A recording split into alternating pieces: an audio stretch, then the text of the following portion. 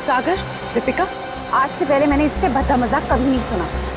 अनीशा, ये मजाक नहीं, सच्चाई। और तुम इसे जितना जल्दी स्वीकार कर लो वही तुम्हारे लिए अच्छा होगा। नहीं, मैं तुम दोनों को ऐसा कदम नहीं उठाने दूंगी। तुम बेवजह परेशान हो रही हो अनीशा। हम जो कुछ भी कर रहे हैं उसमें हम सबका फायदा है और तुम्हारा भी।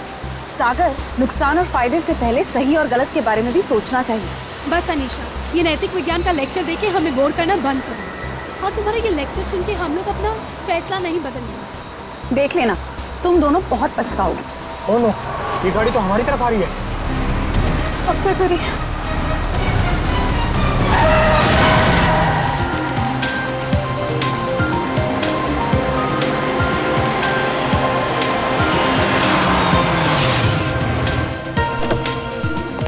Hello sir. Hello. Hello ma'am. Sagar, क्या तुम मीर को अकेले ऊपर तक लेके जा पाओगे? पहले भी कई बार लेके गया हूँ। शराब पीने के बाद हमेशा ड्रामे करता है। ठीक है, तो मैं सोने जा रही हूँ, मुझे बहुत जोर की नींद आ रही है। अच्छा सुनो, सुबह जल्दी उठ के शादी में जाना है।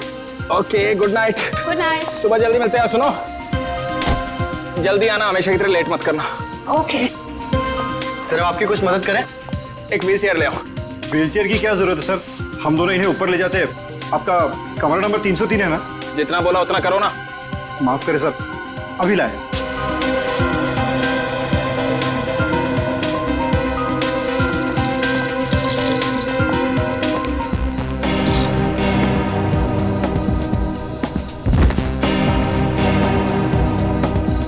उठाओ इसे। जब सहन नहीं होती तो पीता क्यों है? सर, खाने में कुछ लेंगे? एक सूप ले आओ। Okay sir. सर, इन्होंने सूप ऑर्डर किया। जब से ये लोग इस होटल में रहने आए हैं ना, ऐसा तीसरी बार हुआ है। पता नहीं इतनी शराब क्यों पीते हैं जब पचा ही नहीं सकते।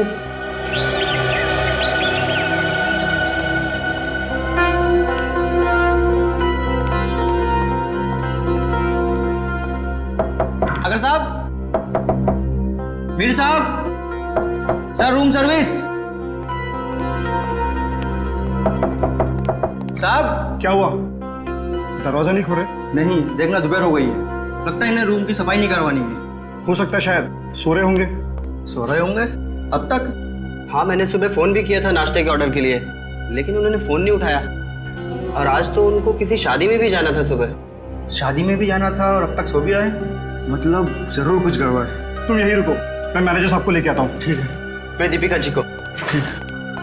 साहब, साहब, साहब, दरवाजा खोलिए।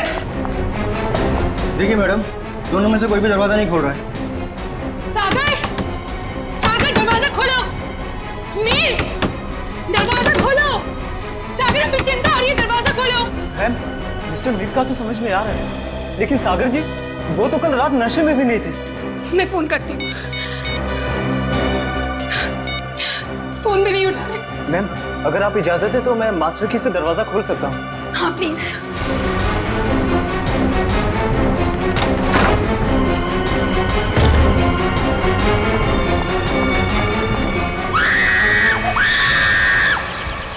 नील, तुम सोच भी नहीं सकते मैं इन छुट्टियों को लेकर कितनी उत्सुक हूँ। आखिरकार तुम्हारे ऑफिस वाले और मेरे ऑफिस वाले राजी हो ही गए और हमें एक हफ्ते की छुट्टी दे दी। भाई समझ में नहीं आता कि इंसान अगर दिन में 14 घंटे काम करेगा तो वही अपनी खूबसूरत बीवी के साथ वक्त कब बिताएगा? नहीं नील, तुम अपनी आंखें सड़कता रखो। तुम जानते हो ना, तुम जब भी गाड़ी चलाते हो मुझे कितना डर लगता है। अरे तुम बेवजह घबरा रही हो। हाँ? अरे वो देखो, वो क्या है? वहाँ कोई लड़की जख्मी पड़ी है। देखो देखो। नील, हमें उसकी मदद करनी चाहिए। हाँ। सुनिए, सुनिए, आंखें खोलिए।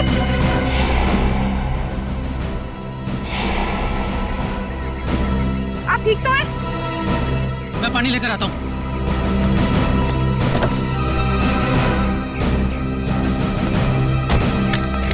ये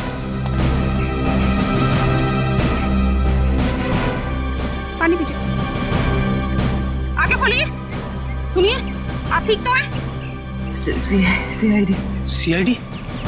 नील, हमें इनको अस्पताल लेकर चलना चाहिए। हाँ, और मैं सीआईडी को भी खबर कर देता हाँ ठीक है।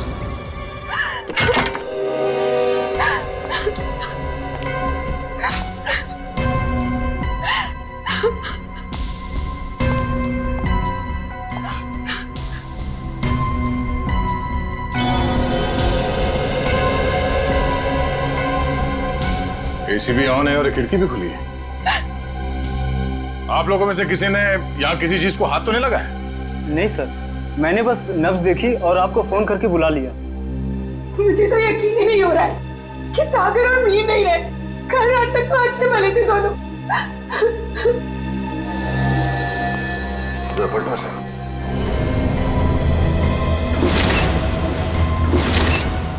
ये देखो फ्रेडी,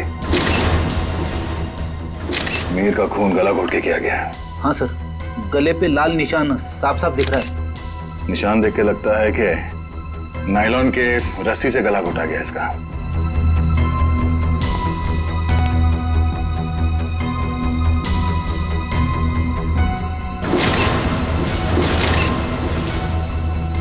कमाल है, सागर के शरीर पे कहीं भी चोट या जख्म का कोई निशान नहीं है।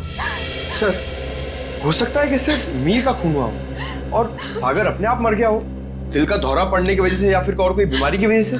नहीं सर, सागर को ऐसी कोई बीमारी नहीं थी। आप चाहे तो मैं आपको उसकी मेडिकल रिपोर्ट दिखा सकती हूँ। मेडिकल रिपोर्ट तो हम देख ही लेंगे। वैसे आप है कौन? मैं दीपिका, सागर और मीर की चचेरी बहन। सर, हम लोग यहाँ शादी में आए थे। और ये शादी कब है? सर, आज सुबह ही थी। कल रात देर से सोने की वजह से सुबह मेरी आंख ही नहीं खुली। और रात को इन दोनों की मौत हो गई। आप लोगों में से आखिरी बार किसने देखा था इन्हें? सर, मैंने देखा था। कल मिस्टर मीर बहुत ज्यादा शराब पी लिए थे और होश में नहीं थे सर। तब मिस्टर सागर इन्हें होटल में लेकर आए थे, तब देखा था सर। क्या मीर अक्सर शराब पीता था?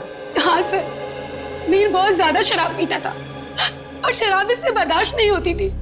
उसके बाद किसी ने देखा इन्हें? हो सकता है कोई कमरे में आया हो रूम सर्विस के लिए या किसी और काम के लिए। हाँ सर, मैं आया था रूम में सूप लेकर। उस वक्त मीर साहब बिस्तर पर लेटे हुए थे और सागर साहब टीवी देख रहे थे। उस वक्त टाइम क्या हुआ था? करीब 12:30 बजे। 12:30 बजे, मतलब उसके बाद इस कमरे का दरवाजा खुला नहीं है। आप लोगों ने आधे घंटे पहले दूसरी चाबी से दरवाजा खोला, राइट? जी सर। इसका मतलब है कोई और आया था यहाँ इस कमरे में, कोई तीसरा आदमी, शायद इस खिड़की से। ये नामुमकिन है सर। हमारे सिक्योरिटी गार्ड हर वक्त नीचे पहरा देते रहते हैं, तो कोई खिड़की से कैसे आ सकता है? कोई गेस्ट आया था इनसे मिलने के लिए? नहीं, कोई गेस्ट अंदर नहीं आया, कोई खिड़की से अंदर नहीं आया। इसका मतलब है खून होटल के स्टाफ में से किसी ने किया है, ठीक उसी तरीके से। और शायद वो इस दरवाजे से ही अंदर आया, दूसरे चाबी से ये कमरे का दरवाजा खोला गया। सर, ये आप क्या कह रहे हैं सर? भला हम अपने कस्टमर का खून क्यों करेंगे? शायद लूटने के इरादे से। रेडी पंकज, कमरे की अच्छी तरह से तलाशी लो। सर, रात को 2 बजे तक तो कॉरिडोर में मैं फोन पे बात कर रहा था। मैंने तो किसी को इनके कमरे में आते हुए नहीं देखा। आपका कमरा कौन सा है? सर, वो 304।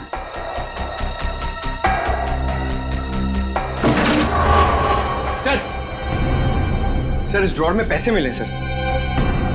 पैसे? ओह, मतलब ये खून पैसों के लिए नहीं किया गया। और कमरे की हालत भी एकदम दुरुस्त है, ऐसा लगता नहीं है कि कोई हाथापाई हुई यहाँ पे। हाँ सर, अगर कोई बाहर वाला आदमी होता तो अपनी जान बचाने के लिए इन्होंने हाथापाई तो की होती। इसका मतलब ये है कि जो कोई भी था वो जान पहचान वाला ही था। क्यों दीपिका जी? सर, आप मुझ पे शक कर रहे हैं? नहीं नहीं, मैं तो सिर्फ कह रहा हूँ कि इस कमरे के अंदर क्या हुआ किसी को नहीं मालूम, एक पहेली है। सर, मोबाइल फोन मिला है। सर, ये तो सागर का फोन है। सागर का फोन? और मीर का फोन मिला? नहीं। मीर का फोन?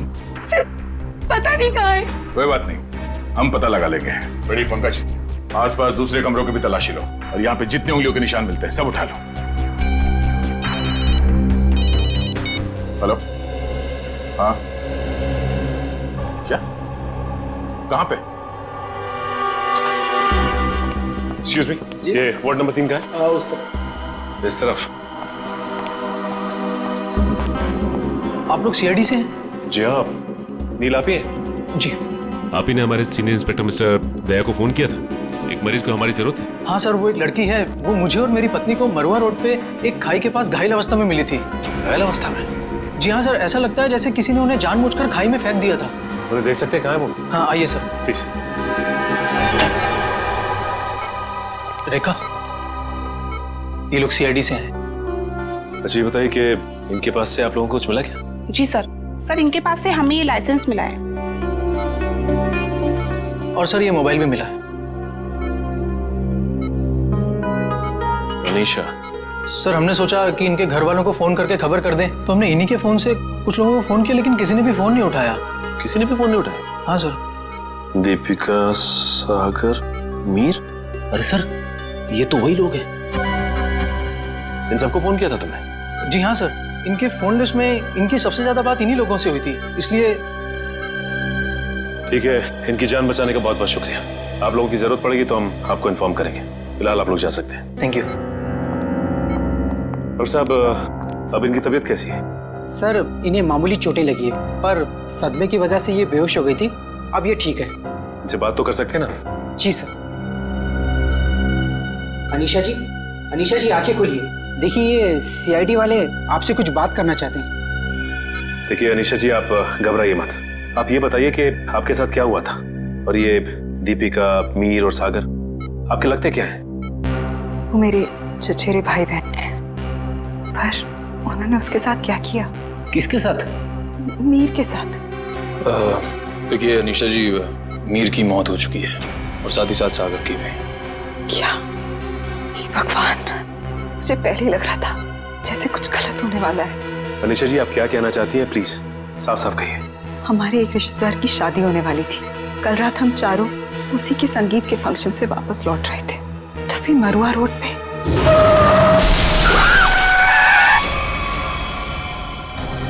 तुम दोनों ठीक तो हो ना? हाँ, हम ठीक हैं। घबराओ मत, ये हमारा ही प्लान था। क्या? चलो।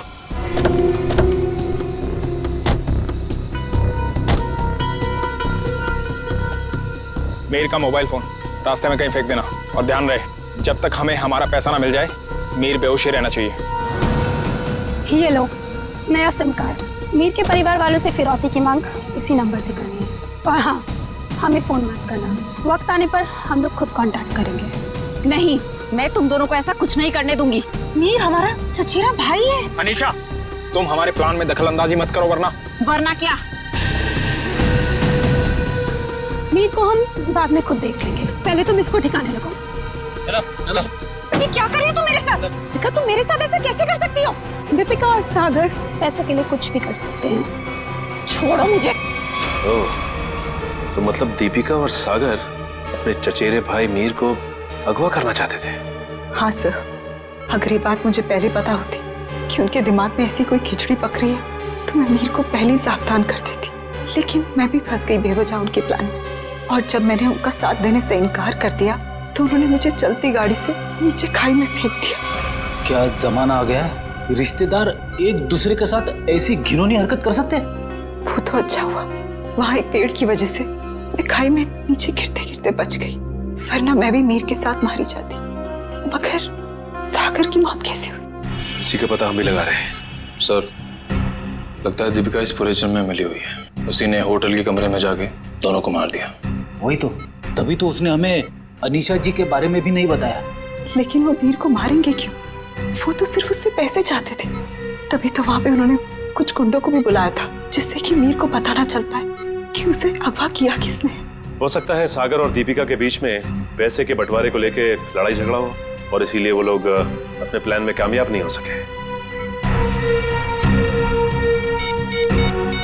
हेलो पंकज, हमें शक है कि मीर और सागर के खून में दीपिका का हाथ है। एक काम करो, उसे जल्द से जल्द अरेस्ट कर लो। क्या? दीपिका भाग गई? ठीक है। दीपिका होटल से भाग गई? हाँ फ्रेडी, दीपिका भाग गई। अनीशा जी, इस केस को सॉल्व करने में हमें आपकी मदद चाहिए। जरूर सर, मैं आपकी मदद करने के लिए तैयार हूँ। क्या बात है डॉक्टर साहब, बड़ी मेहनत हो रही है। आपकी डॉक्टर तारिका, वो तो चली गई छुट्टी लेकर के, और दो लाशों का बोझ मेरे कंधों पर। अरे सर, तारिका जी को थोड़ी ना मालूम था कि ऐसा केस आने वाला है, और वैसे भी उन्होंने पहले से आपसे छुट्टी ली थी, और सारी टिकट वगैरह पहले से ही बुक हो चुकी थी। हाँ सर, अभिजीत ने खुद लाइन में लगकर टिकट की बुकिंग करवाई थी तारिका जी के लिए। हाँ। है ना? अरे यार, ये राज की बातें तू सबके सामने हाँ साळुंखे, अब तक तो तूने मेरे होनर ऑफिसर्स को बता ही दिया होगा कि मौत हुई कैसे। बस आपके ये होनहार ऑफिसर, इन्हें किसी और चीज से फुर्सत मिले तो लाश की बात करें ना। देखिए सर, हम लोग यहाँ सिर्फ लाश की बातें ही करने आए हैं। Oh really? जी बताइए बताइए। बॉस, इस मीर की मौत हुई है गला दबाने की वजह से। किसी ने बहुत ही होशियारी के साथ इसकी जैगुलर वेन को दबा दिया और तोड़ दिया, और ये काम किसी एक्सपर्ट का है। वो अच्छी तरह से जानता है कि गले के कौन से हिस्से को दबाने से जल्दी से मौत हो जाएगी। मीर ने शराब भी पी रखी थी ना? शराब भी पी रखी थी, और मीर के खून में मुझे एक ड्रग मिली, डोडीन नाम की ड्रग, जो इंसान को बहुत गहरी नींद में सुला देती है। जब इस मीर का खून हो रहा होगा ना, इसे पता भी नहीं चला होगा। ये मीर होटल जाने से पहले संगीत के फंक्शन में गया था, शायद वहीं किसी ने इसे ये ड्रग दी होगी। नहीं, मीर की मौत हुई कब? मीर की मौत हुई है लगभग 16 घंटे पहले। 16 घंटे पहले? मतलब जब सागर मीर को व्हील चेयर के ऊपर बिठाकर होटल के अंदर ले जा रहा था, तब तक ये मीर मर चुका था? बिल्कुल दया। इनफैक्ट सागर मीर को नहीं, मीर की लाश को कमरे में ले जा रहा था। तो फिर सागर की मौत कब हुई? सागर की मौत हुई है मीर की मौत के ठीक 12 घंटे के बाद, और सागर की बॉडी पर कहीं किसी किस्म की चोट के निशान नहीं। तो फिर इसकी मौत हुई कैसे साळुंखे? इसकी मौत हुई है सफोकेशन की वजह से। किसी वजह से इसका दम घुट गया, ऑक्सीजन ने इसके फेफड़ों में जाना बंद कर दिया, और इसी वजह से सागर की मौत हो गई। पर सर, सागर का दम घुटा कैसे? ये पता लगाना भी बाकी है, लेकिन हाँ, फिलहाल मैं आप लोगों को एक बहुत अहम सुराग दे सकता हूँ। क्या? क्या सुराग? एक मिनट।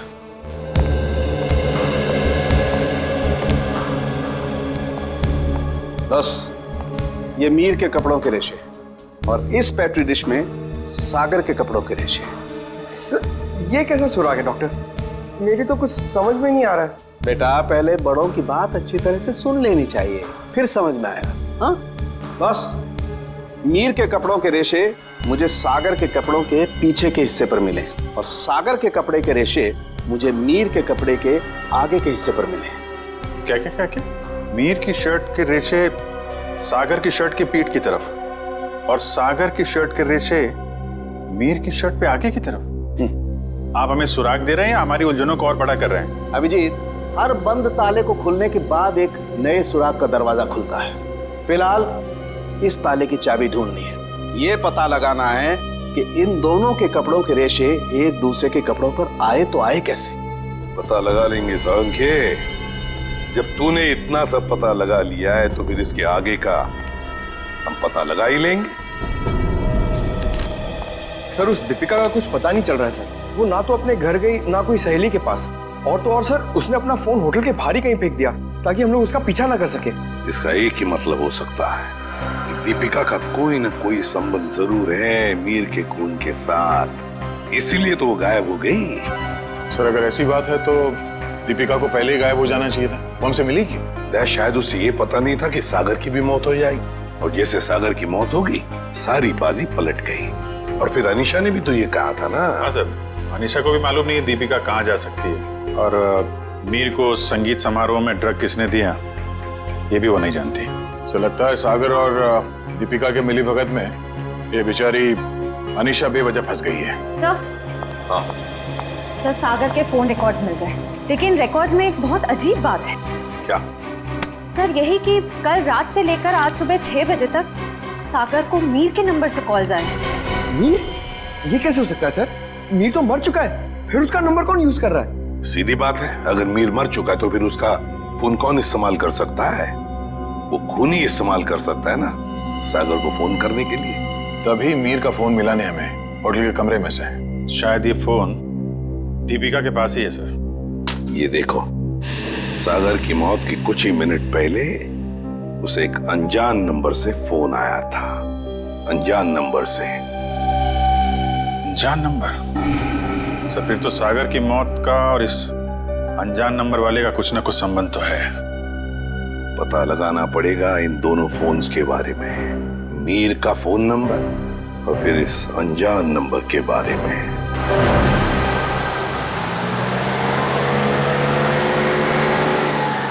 बस आप यहीं गाड़ी रोक दीजिए।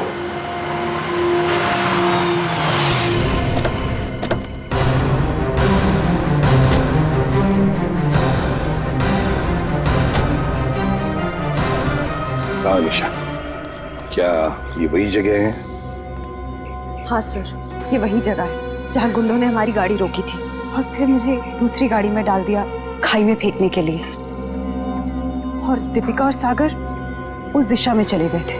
दीपिका और सागर उस दिशा में चले गए? जी सर। लेकिन एक बात बताओ निशा, तुम्हें पूरा यकीन है कि ये वही जगह है, वही सड़क है? रात का समय था, हो सकता है तुम कुछ भूल कर रही हो। नहीं सर, मुझे पूरा यकीन है ये वही जगह है। जब गुंडे हमारी गाड़ी के आगे आए थे तो हमारी गाड़ी वो पेड़ से टकराई थी। उस पेड़ से? जी सर।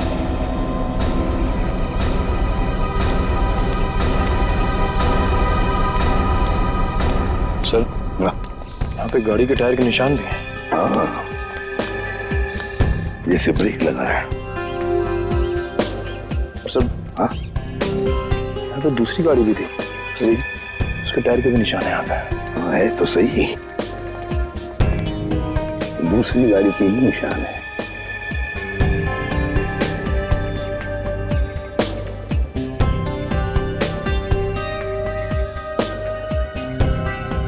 ये देखो, कांच के टुकड़े, कांच के टुकड़े। सर, शायद मीर और दीपिका की गाड़ी के होंगे। हाँ, हो सकता है। लेकिन सर, उनकी गाड़ी जब होटल में आई थी तो सही सलामत थी। वही तो फ्रेडी, वही तो। जब उनकी गाड़ी होटल में आई थी तो बिल्कुल सही सलामत थी। जरूर गाड़ी की मरम्मत की गई होगी, क्योंकि जब हमने गाड़ी होटल पर देखी तो बिल्कुल वैसे के वैसे थी जैसे कुछ भी नहीं हुआ था उस गाड़ी को। ये कुछ और ही चक्कर है।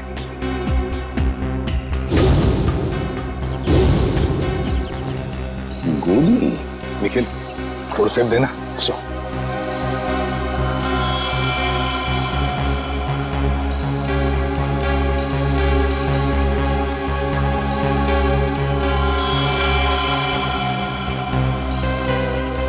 गोली चली है यहाँ पर।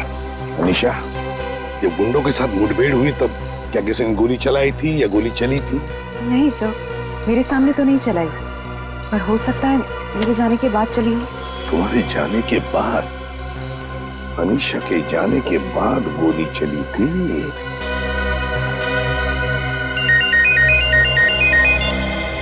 आ गया।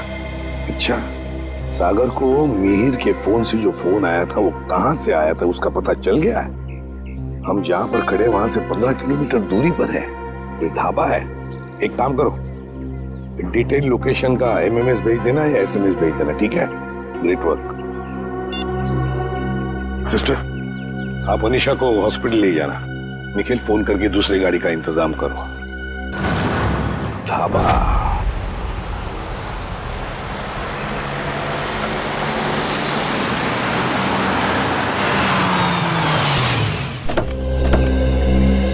ये है वो प्रकाश ढाबा, यहां से किया गया था सागर को फोन। आइए आइए साहब, क्या खिलाऊं आपको? दाल मखनी, कढ़ाई पनीर या फिर सरसों का साग? बस कर यार, और नाम मत लेना वरना मेरे चूहों में पेट दौड़ने लगेंगे। सॉरी सर, मेरे पेट में चूहे दौड़ने लगेंगे। तो अच्छी बात है ना साहब, हमारा धंधा और बढ़ेगा। देखो, हम यहाँ खाना खाने के लिए नहीं, तहकीकात करने के लिए आए हैं। हम लोग सीआईडी से हैं। सीआईडी? तू चुप रहे छोटू। साहब, हुआ क्या है? हमने तो कुछ नहीं किया। हाँ, वो तो पता लगा ही लेंगे। खैर, पहले ये बताओ, 14 तारीख की रात को क्या तुम्हारे यहाँ एक कस्टमर आया था जो रात भर तुम्हारे इस ढाबे पर ही था? रात भर? रात भर 10 बजे से लेके 6 बजे तक। क्या वो रात भर फोन पे ही बात कर रहा था? साहब, ढाबे पे तो नहीं था, पर हाँ, सड़क के उस पार एक गाड़ी खड़ी थी जिसके अंदर एक आदमी बैठा था और वो किसी से फोन पे बात कर रहा था। तो क्या तुमने उसे अच्छी तरह से देखा? नहीं साहब, अंधेरा था, इसके लिए चेहरा नहीं देख पाया। अच्छा, क्या वो अकेली गाड़ी में था या उसके साथ कोई और भी था? उसके साथ ड्राइवर था साहब, वो 2-3 दफा चाय लेने आया, खुद के लिए और वो दूसरे आदमी के लिए भी। और हाँ साहब, उसने कैंची भी तो मांगी थी। हाँ, कैंची मांगी थी? वो किस लिए? क्या मालूम साहब, बड़ा ही अजीब था वो ड्राइवर। गाड़ी से उतरा, मिट्टी और पत्थर जमा करके फिर से गाड़ी में बैठ गया। क्या जमाना आ गया है सर, आजकल लोग सड़क पर से पत्थर और मिट्टी भी चुराने लगे। किसी और काम के लिए फ्रेडी, पत्थर और मिट्टी किसी और काम के लिए। क्या वो ड्राइवर भी फोन पे बात कर रहा था? नहीं साहब, जो पीछे बैठा था वही आदमी बात कर रहा था। ड्राइवर को तो तुमने अच्छी तरह से देखा है ना? हाँ। तो हमारे लिए उसका एक स्केच बनवाओ, ठीक है? हाँ।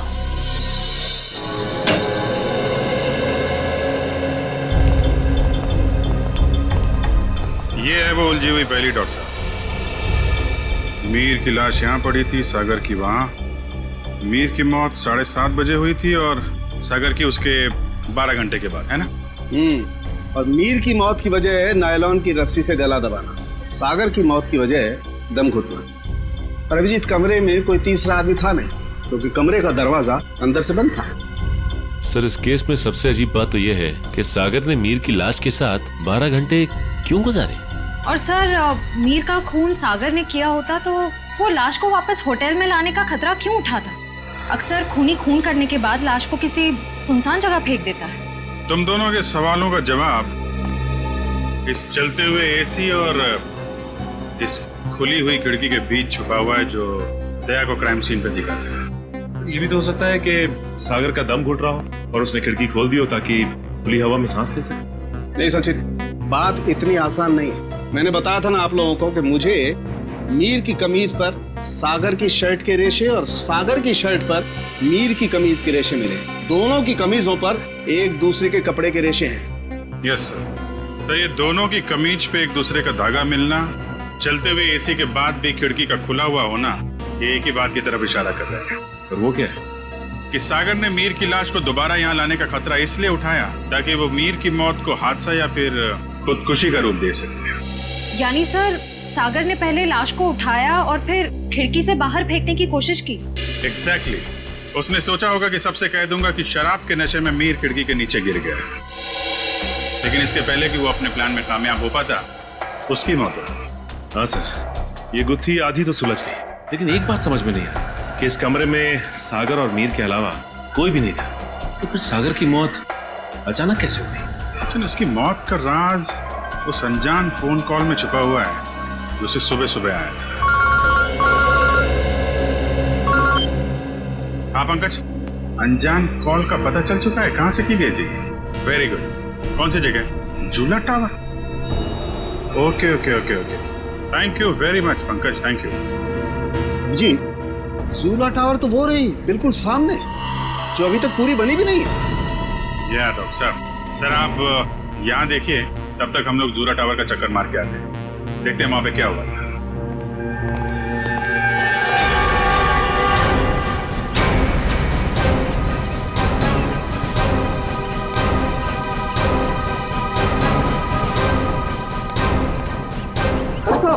कौन है आप लोग? कहाँ जा रहे हैं? सीआईडी से हम लोग, हमारी ससुराल वाले। सीआईडी? कुछ हुआ है क्या साहब? क्या बात है साहब? साहब कुछ तो बताइए। चुपचाप आओ, पीछे पीछे हमारे, समझे?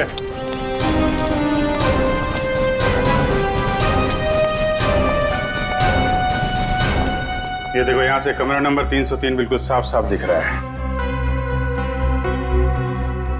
जरूर उस आदमी ने सागर को यहीं से फोन किया होगा।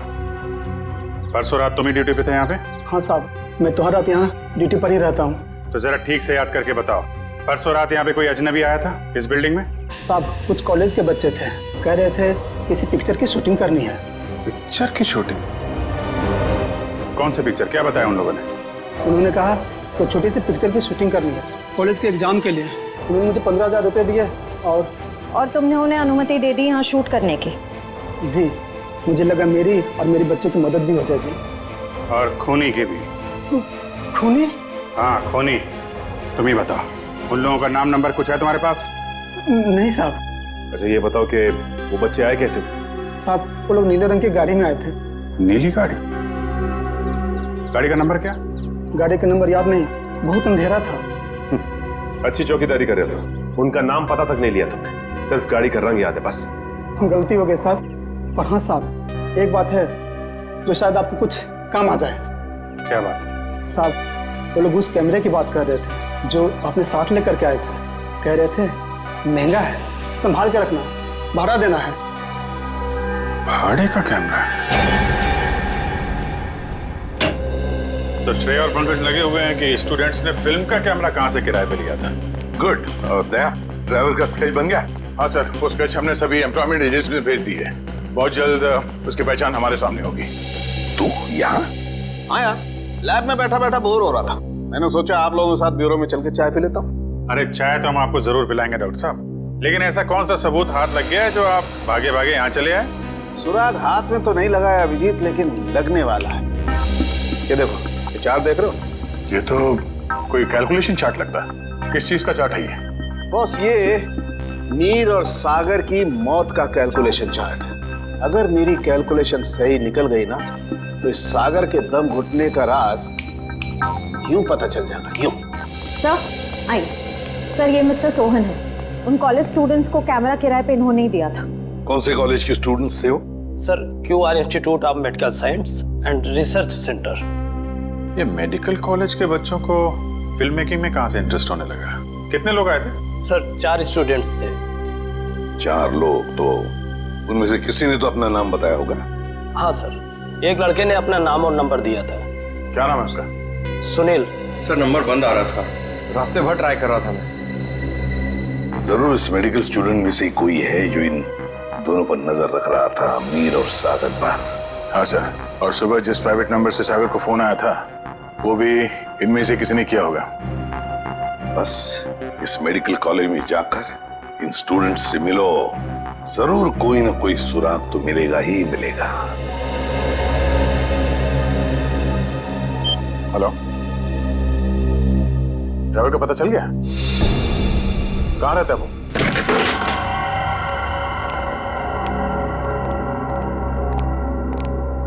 ये ड्राइवर चंदन, लगता है 9 तो 11 हो गया। तो ढूंढो।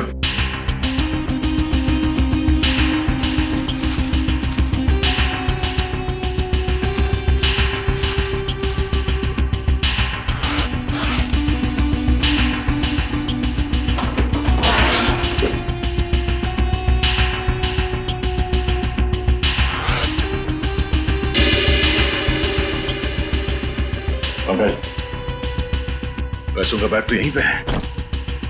पैसों का बैग, इसका मतलब वो शहर छोड़ के भागा नहीं है। पैसे लेने जरूर वापस आएगा। अरे भाई साहब, जी साहब, इधर आना। जी साहब। अरे ये चंदन कहाँ गया, कुछ पता है क्या? गाड़ी तो यही है, यही कहीं होगा। ठीक है, आप जाइए। कहीं ये वही गाड़ी तो नहीं जिसे ढाबे वाले ने देखा था? चलो देखते हैं।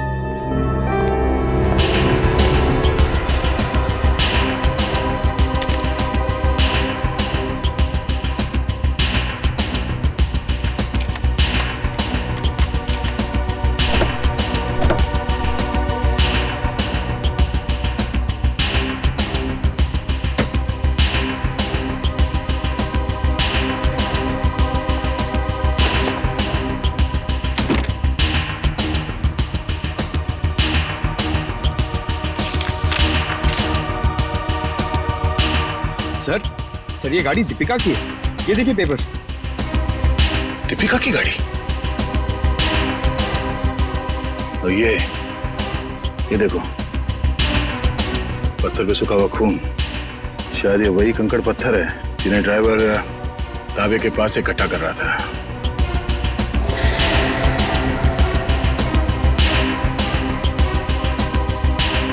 और ये कैंची भी किस चीज के लिए इस्तेमाल किया होगा उसने? सर, मुझे तो कुछ समझ में ही नहीं आ रहा है। गाड़ी का ड्राइवर भी गायब है, ये पत्थर, कैंची, इन सब चीजों का क्या संबंध है सर?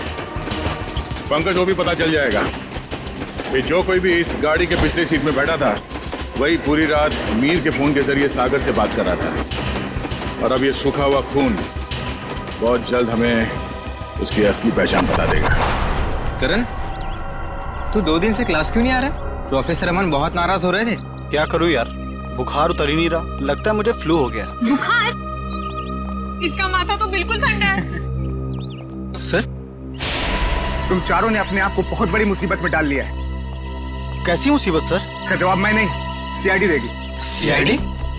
बिरजू, आप सब लोग यहाँ?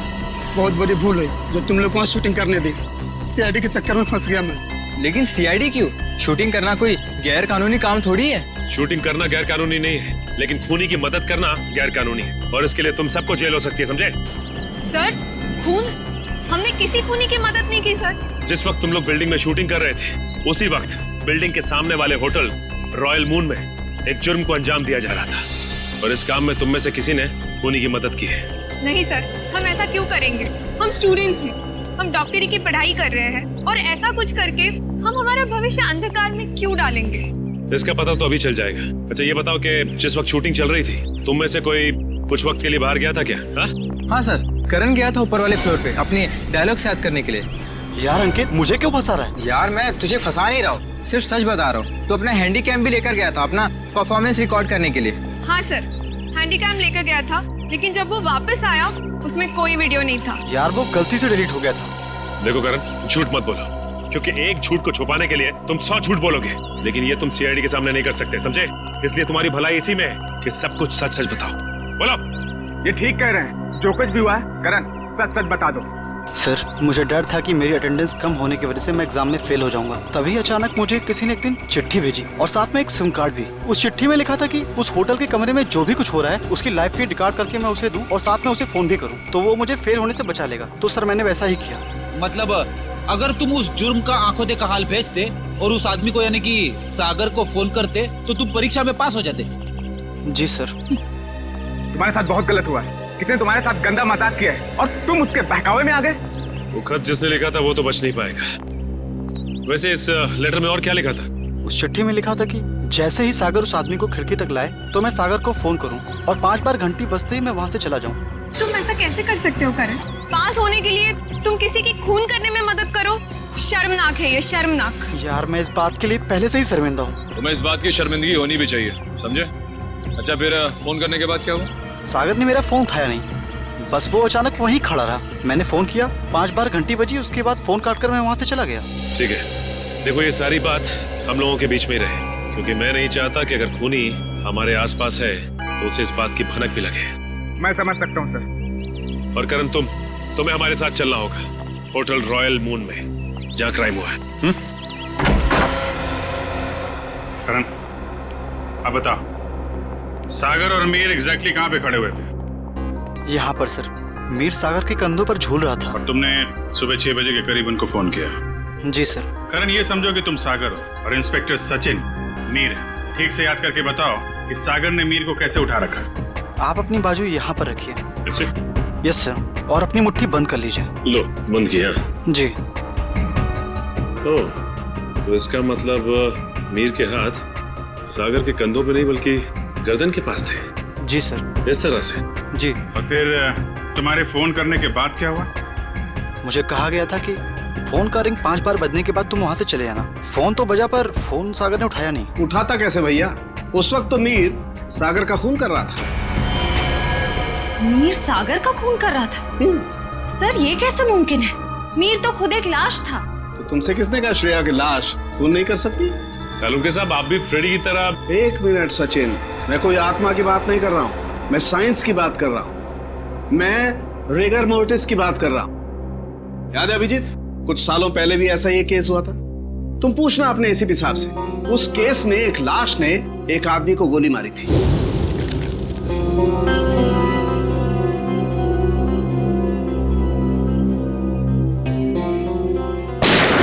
मैं भी यही सोचा था डॉक्टर साहब। अब इसे संयोग कहिए या बुरे काम का बुरा नतीजा, जिस वक्त सागर मीर की लाश को नीचे फेंकने वाला था रिगर मोर्टिस सेट हो रहा था। उसने सागर के गर्दन को जकड़ा और दम घुटने की वजह से सागर की मौत हो गई। एग्जैक्टली हुआ कुछ ऐसा होगा, सागर कमरे में आया और किसी के फोन का इंतजार करने लगा जो उसे बताने वाला था कि उसे एग्जैक्टली करना क्या है। फोन आने के बाद सागर ने मीर को बिस्तर से उठाया और उसे खिड़की की तरफ लेके गया ताकि मीर को हत्या या आत्महत्या बनाया जा सके। लेकिन एक बात है अभिजीत, मुझे नहीं लगता है कि ये कोई संयोग था या कोई बुरे काम का बुरा नतीजा था, बल्कि मुझे लगता है सागर को फोन ठीक उसी वक्त जानबूझकर किया गया जब मीर के हाथों में राइगर मोर्टिस सेट हो रहा हो और मीर का हाथ सागर की गर्दन दबा सके। आपकी बात में दम है सालों के सर, वरना सागर के पास तो पूरी रात थी इस जुर्म को अंजाम देने के लिए। उसने सुबह तक इंतजार किया ही क्यों? क्योंकि वो चाहता था कि मीर के साथ साथ सागर का भी टिकट कट जाए और उस तक पहुंचने के सारे रास्ते बंद हो जाएं। कानून उस तक पहुंच ही ना पाए। मगर सालुंके साहब, खूनी ना तो यहाँ पे था और ना ही खूनी उस बिल्डिंग में था, तो फिर खूनी को ये कैसे पता चला कि मीर का शरीर कब पकड़ने वाला है और सागर उसे कब उठाने वाला है? करण के फोन के जरिए। मगर सर, सागर ने मेरा फोन तो उठाया ही नहीं। 5 बार रिंग बजी और मैं वहां से भाग गया। मैं भी बताता हूँ। श्रेया, जरा सागर के फोन पे कॉल करना। सर।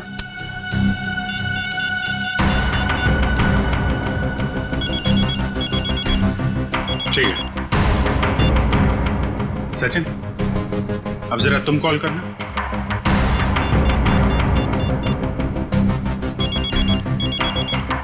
ठीक है। करण, अब तुम अपने फोन से सागर को कॉल करो।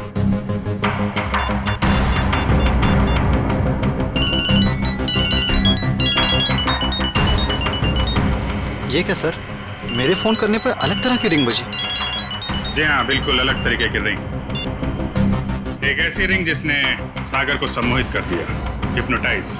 तभी तो वो तुम्हारा फोन नहीं उठा पाया। सर, इतनी बड़ी साजिश? बिल्कुल श्रेया, ये मुजरिम कोई साधारण आदमी नहीं है। ये कोई एक्सपर्ट है, एक्सपर्ट जिसे रिगर मोर्टिस की बहुत अच्छी जानकारी है और लोगों को सम्मोहित करने की भी। ये कहीं करण के कॉलेज का कोई प्रोफेसर तो नहीं, कोई एक्सपर्ट? आज सारे स्टूडेंट्स सही समय पर आ गए। Very good. सर, क्या आप आज हमें पूरी प्रक्रिया दिखाने वाले? जी, भविष्य में जो भी फॉरेंसिक डॉक्टर बनना चाहते हैं उनके लिए आज की क्लास बहुत ही महत्वपूर्ण है। लगता मैडम आ गई। ऑफिसर्स, आप लोग यहाँ? जी हाँ, हमने सोचा कि क्यों ना हम लोग भी फॉरेंसिक साइंस की ABCD सीख लें। हाँ, शायद किसी को इम्प्रेस करने के काम आ जाए। हैं?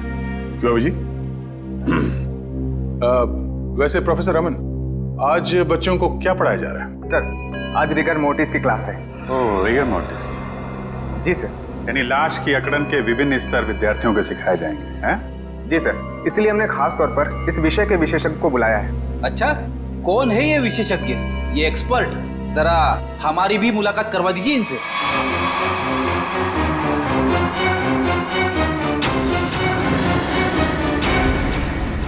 अरे फ्रेडी, विशेषज्ञ को नहीं पहचाना तुमने? हैं? प्रोफेसर अनीशा, जरा इनका खिला खिला चेहरा देखिए।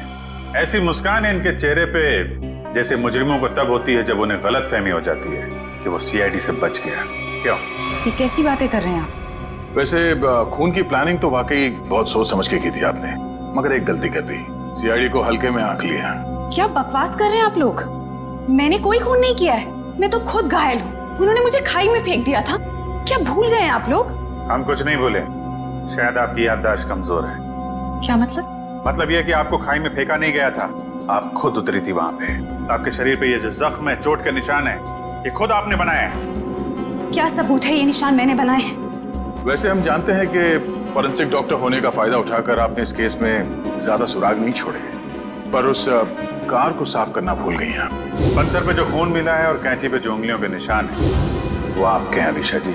हमारे पास काफी सबूत हैं आपको अदालत में खूनी साबित करने के लिए। बाहर जाने के सभी दरवाजे बंद हो चुके हैं अनीशा जी। अब सिर्फ जेल का दरवाजा आपका इंतजार कर रहा है। अब बताइए, क्यों किया आपने ये सब?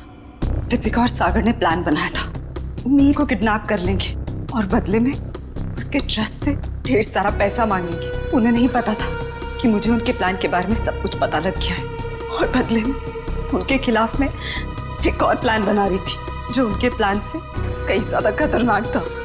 और उस ड्राइवर और दीपिका का क्या किया तुमने? दोनों को मारकर जंगल में फेंक दिया नीलगंज के।